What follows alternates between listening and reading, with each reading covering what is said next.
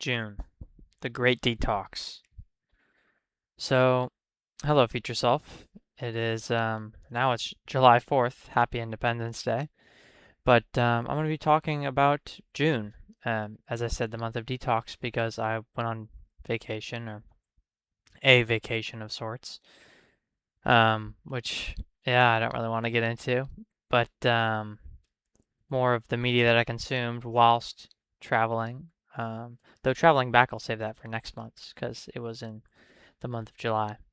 But traveling to and beforehand, before I only left on the 11th or so I got a little bit of media consumption in.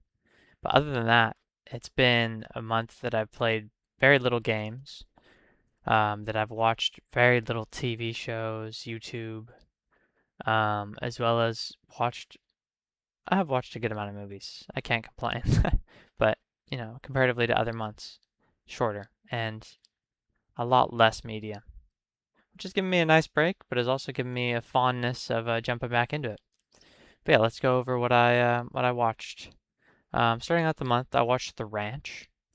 It was a very interesting movie um, about prostitutes in Nevada, and it kind of showed how their lives and how their careers empowered them. They made a lot of money. They had weird schedules. The relationships within the girls in the community, and customers and the other people that work there that aren't um, prostitutes was very interesting. And the movie was set up, or so I heard, was set up so it was going to be a pilot to a show. And it really seemed like that. There are so many characters. They all have extremely detailed backgrounds. And in this 1.5 hour movie, 1 hour 45-minute movie, whatever it was, they actually do a quite good job at fleshing out each individual character. But they definitely could have given more and less, and maybe more conflict here and there. But the characters are very pinpoint detailed, and you almost want to explore more. There's a lot of underlying tones. Yet, because, I'm guessing it didn't go well or whatever happened with the budget, who knows? There ended up being no TV show. They released it as a movie, and it's not very well known. I kind of just found it browsing Amazon one day and was like, sure, let's give it a watch.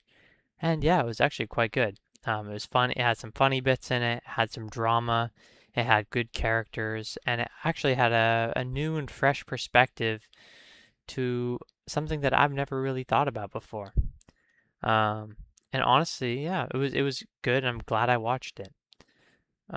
Second was Empire Records. This movie was amazing, amazing.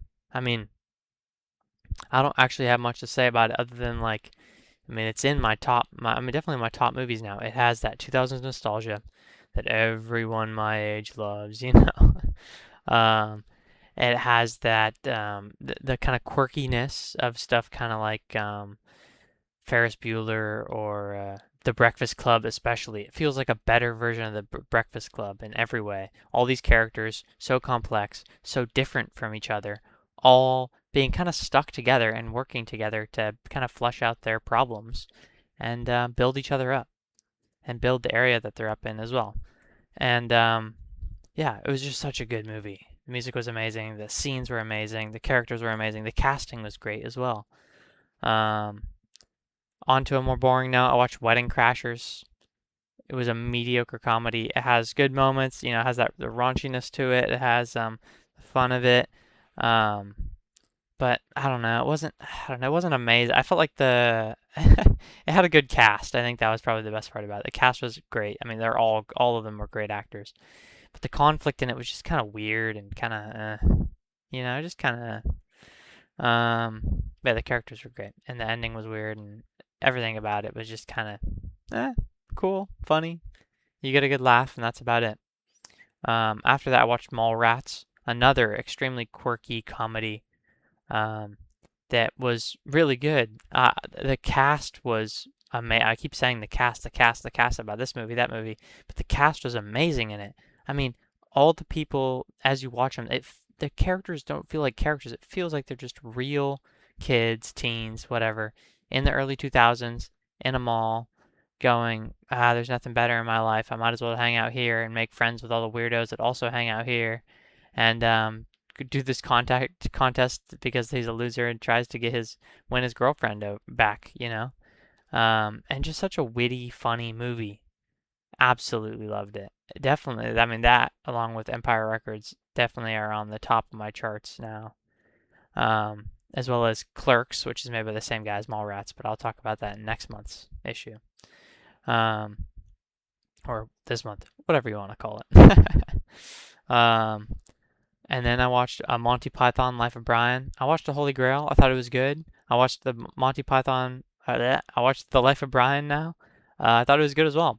I mean, The Holy Grail and Life of Brian, and I'm sure I'll watch the other ones as well, are just such quotable movies. They have so many funny scenes that everyone can laugh at, you know, whether it's kids or adults or whatever.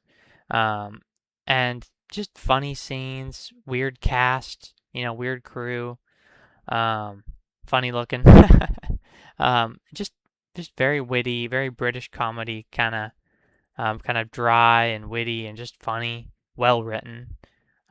Scenes were fun. Just it was a fun movie. I think that was probably the best part about it. Just a fun movie with yeah, lots to it, lots of meat on the bone. Then I'm going into my James Bond kick. I watched all the Daniel Craig movies, and they didn't scratch the itch. They were amazing, but I want more. I want more of that classiness. So I'm going through all of them, and who knows if I'll complete them, but hopefully I will. I watched Doctor No, which was great. I mean, it was a good film. Just all around simple action, class scenes, everything good. Same with from Russia with Love. I mean, I feel like they're all 7 out of 10 movies. They're well made, they're fun, and maybe there's going to be one that sticks out more than other, like Skyfall, for example. Skyfall really stuck out for me. I loved Skyfall. That was, you know, my 8 out of 10, 9 out of 10. Um, and the rest of them are just good. They're just good. They're good fun, good relaxing, enjoyable action with a little bit of tension here and there. Um, then I watched with my cousins actually, 40-Year-Old Virgin, which I was expecting more. Really, it was. It wasn't bad. It was funny. But honestly, I've heard it was really good, and it didn't really strike up to be that way. Which leads me into my next one as well, Will Ferrell's Anchorman. I heard great things about this movie. I was expecting a ton, and I didn't get let down. I just thought I'd laugh more. And I watched on a train, which you know, I'm suppressing my laughter to not make myself look like a weirdo in front of a bunch of you know random people. But it was a good film. It was funny. I didn't laugh that much, but it was really just a joke after joke after joke film. They didn't really build it up at all, you know. They didn't really build up the great plot line or anything. Um, Other than that, I watched Princess Mononoke, another Studio Ghibli film. I think the last Studio Ghibli film I watched was last year, this time in summer, called From Up on Poppy Hill. Um, I don't really have much to say about that film at all. And Princess Mononoke, I've heard it was a good film. The action scenes were amazing. The art was amazing. The storyline was really boring. I was really tired when I watched this film. I almost fell asleep while watching it. And as soon as I turned it off, I conked out on the plane. Um, Really, it was a good film. The story was weird. The characters, the writing was weird. Um, I don't really have much to say about it besides it was nice art, and it's not as good as Totoro. It's not going to be my favorite Ghibli film, but it still was good. I also watched Transformers.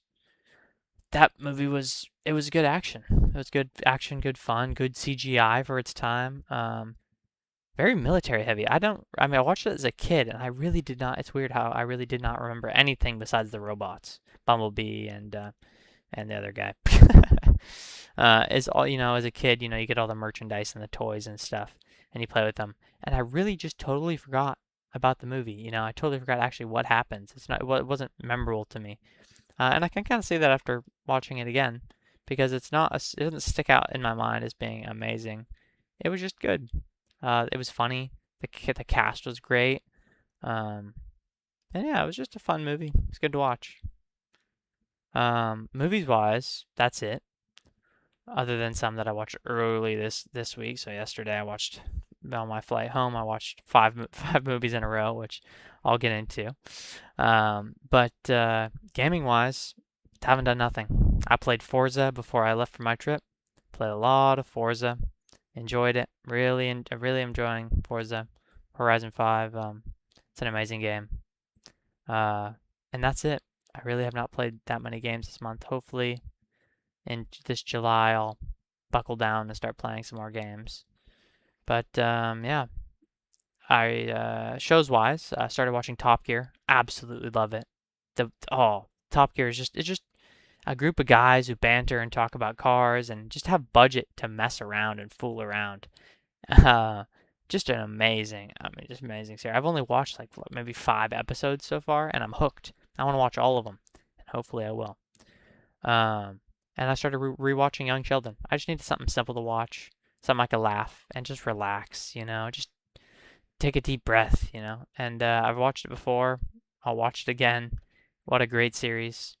Only season 2 right now. I'm not sure if I'll finish it or if I'll really make it that far or if I'll drop it and pick it up again, drop it and pick it up again. But yeah, that's all I have for this month. Really short month, a nice detox, a break from media, and I'm looking forward to consuming some more, getting that consumerist lifestyle out there. Uh, Anyways, besides that, thank you, future self, and talk to you again soon.